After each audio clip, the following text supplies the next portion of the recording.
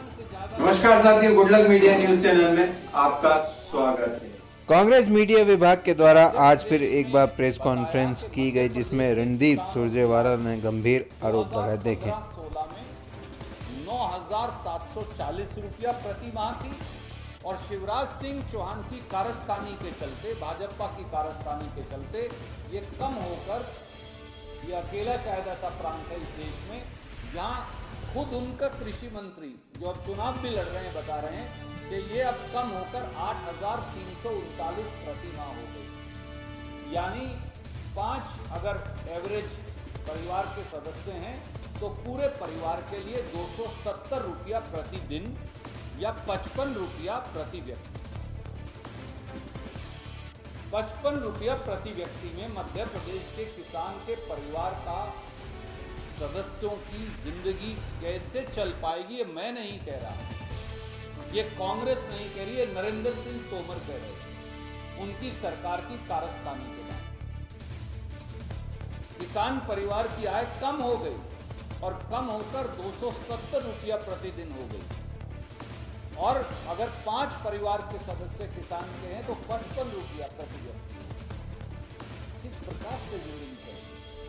ये है भाजपा के छल का सच। यानी जो मजदूर की दिहाड़ी है उससे कम हो, और किसान सम्मान निधि किसान अपमान निधि बना दी। एक तरफ तो 9 सालों में मोदी और शिवराज सरकारों ने प्रति हेक्टेयर 25,000 रुपया कीमतें बढ़ा दी। डीजल, खाद, बीज, बिजली और दूसरी खेती के उपकरण, जीएसटी, इन सब से। दूसरी तरफ उसी किसान की जेब से 25,000 रुपया प्रति हेक्टेयर लूटकर कहा भैया तुम्हें 6,000 रुपया देंगे, ये तुम्हारा सम्मान है, बाकी हम रख लेंगे। अब उस 6,000 रुपये का सच क्या है वो और देख लीजिए, क्योंकि ये सवाल संसद में मैंने पूछा था, बचा के रखा था कि आपको बताऊंगा जब चुनाव शुरू होगा। तो मोदी सरकार ने 8 अगस्त 2023 को संसद में बताया कि देश में 2,15,00,000 किसान कम हो गए। क्योंकि हमने पूछा भाई बताओ पिछले साल कितने लोगों को, किसानों को आप सम्मान निधि का पैसा देते थे, इस साल कितने लोगों को देते? तो वो संख्या उन्होंने बताई, किसान कम नहीं हुए, अब उस पैसे को भी काटने की कवायद शुरू हो गई। 2,15,01,132 किसान, उन्होंने कहा अब कम हो गई ये संख्या, यानी इतने लोगों को हमने काट दिया सूची में से। तो मैंने पूछा मध्य प्रदेश में से कितने कम किए, तो मध्य प्रदेश में किए 8,97,203 कम। तो 9 लाख यानी मध्य प्रदेश के किसान परिवारों को अब किसान सम्मान निधि का पैसा 8 अगस्त 2023 से वो नहीं देंगे, और फिर हमारी वोट भी मांगते हैं किसानों की। इसके विपरीत किसान ने हमेशा ये कहा है कि उसे स्वामीनाथन आयोग के अनुरूप कीमत मिले, यानी C2 + 50%।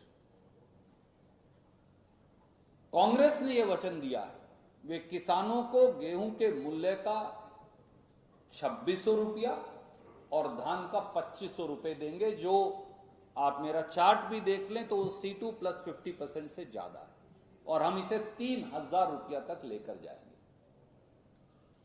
दूसरा वचन हमने ये भी दिया है कि मध्य प्रदेश के किसानों के 5 हॉर्स पावर तक जिनकी मोटर है उनका सिंचाई का कोई बिल नहीं आएगा।